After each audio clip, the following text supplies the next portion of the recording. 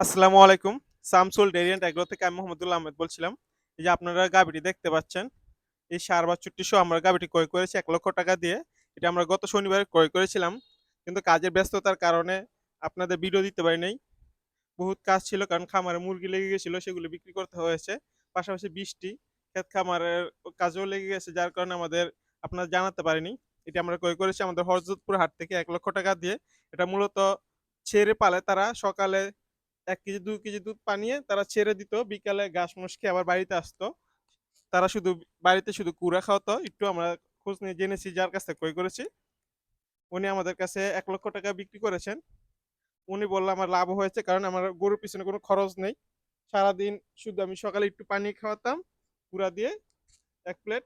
আর কিছুই না, আমি ১-২ কেজি দুধ পাতাম। এটাই আমার যথেষ্ট। আর আমি উনি এইটাই বলল তার মানে লাভ হয়েছে। এখানে আমরা ক্রয় করেছি ৳১,০০,০০০ দিয়ে, যে এটা হচ্ছে ষাঁড় বাছুর। এখন দুধ বানানো হচ্ছে। কত কেজি দুধ হয় আপনাদের দেখাবো। এখন 8:30 বাজে। মূলত আমরা এই গাভীটি ক্রয় করেছি। এখানে ২ টি উদ্দেশ্য আছে। হয়তো এটার দুধ আমরা খাবার-দাবার দিয়ে ঠিক করে কৃমি ওষুধ আমরা খাওয়িয়ে জিঙ্ক, ভিটামিন সবকিছু কমপ্লিট করে তারপর যদি ভালো দুধ পাওয়া যায় তাহলে আমরা এটাকে বীজ ধরাবো। আর যদি দেখা যায় যে না ভালো দুধ পাওয়া যাবে না, তখন আমরা গাভী সহ বাছুর বিক্রি করে দিব। এই যে আপনারা দেখেন। গাভীটা ছিল ১ম বিয়ানের, বয়স অল্প। রোগা-সোগা, আজকে যেহেতু ১ সপ্তাহ ধরে বাড়িতে আসছে, অনেকটা স্বাস্থ্য উন্নত হয়েছে। চলেন আপনাদের দেখাই কত কেজি দুধ হলো। এই যে এখন আমরা মেপে দেখবো। স্কেলটা এই যে জিরো আছে। যদি আমরা স্কেলে মাপ দিই। আমরা যাদের কাছ থেকে কিনেছিলাম তারা বলতো সর্বোচ্চ এখানে ৩ কেজি ৮০০ আছে জিরো করে। আমরা যাদের কাছ থেকে ক্রয় করেছিলাম তারা বলেছিল সর্বোচ্চ ১ থেকে ২ কেজি হয়, বিকালে তারা দুধ পানায় না। এটা সারাদিন। কিন্তু আস্তে, আস্তে আমরা এখন দেখা গেল আমরা সকালে ৩ কেজি ৮০০ আর বিকেলে আমাদের ২ কেজি হয়। তার মানে এটা হচ্ছে গিয়ে আমাদের প্রায় ৬ কেজির কাছাকাছি। আমরা আশা করছি এটাকে ৮ কেজি পর্যন্ত উঠাবো। বাকিটা আল্লাহর ইচ্ছা। আল্লাহ যদি চায় এটা ৮ কেজির বেশিও হতে পারে ইনশাআল্লাহ। আর এই গাবি এবং বাছুরটা কেমন হলো আপনারা জানাবেন। হ্যাঁ, যেই কথাটা বলতে চেয়েছিলাম এটা হচ্ছে যে আমরা ২ টা কারণে ক্রয় করেছি। এক হলো যে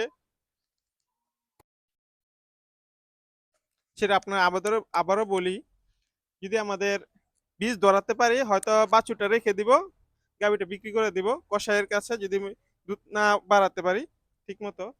যেহেতু এখন ওই যে দেখেন মানে কিছুটা জিলে এসেছে ১ সপ্তাহের ভিতরে। যেহেতু আপনাদের ১ সপ্তাহ ভিডিও দিতে পারি না, এটা আমরা কৃমি ওষুধ কোর্স কমপ্লিট করেছি। এখন জিঙ্ক আর ভিটামিন চলছে পাশাপাশি। স্বাস্থ্য মোটামুটি কিছুটা উন্নত হয়েছে। ১ম যে যখন আসছিল তখন আরো রোগা-সোগা ছিল। একদম কুৎসিত। পশম একদম অবস্থা খুবই খারাপ ছিল। এখন কিছুটা উন্নত। আর কৃমি ওষুধ খাওয়ার পরে টানা ৩ থেকে ৪ দিন পর্যন্ত শুধু পাতলা লে দিয়েছিল। পাতলা পায়খানা বলতে পারলে প্রচুর গন্ধ ছিল। মানে মনে হয় তারা কোনোদিন কৃমি ওষুধ খাওয়াইছে কিনা আমরা জানি না। মনে হয় তারা কোনোদিন খাওয়ায় নাই। এরকম অবস্থা। গরু পুরা ভুসি পর্যন্ত খায় না, শুধু পানি খায়। আমরা তো এটাকে যেহেতু মোটা করার উদ্দেশ্য ক্রয় করেছি যাতে দুধটা বাড়াতে পারি। এটাকে আমরা ষাঁড় গরুর মতো করে বুটের ভুসি, তারপরে যে গম কুড়া একদম তিল, তিল পেট ভরে যে ওর উপযোগী আমরা সাধারণত এর বেশিও দিছি। কিন্তু তারা খেতে চায় না। সে শুধু শুঙে খালি শুধু পানি খায়। কারণ তো এটা তো ভুসি খেয়ে অভ্যাস নেই। বাছুরের একই দশা। আপনাদের দেখাবো যে বাছুরের জন্য আমরা কি করলাম। বাছুরও কুড়া ভুসি খেতে চায় না, শুধু ঘাস খায়। এই হচ্ছে অবস্থা। গরুটি কেমন হলো ৳১,০০,০০০ দিয়ে গাভী সহ বাছুর, আপনারা সবাই কমেন্টে জানিয়েন। এই ছিল আজকের মতো ভিডিও। সবাই ভালো থাকবেন। আসসালামু আলাইকুম।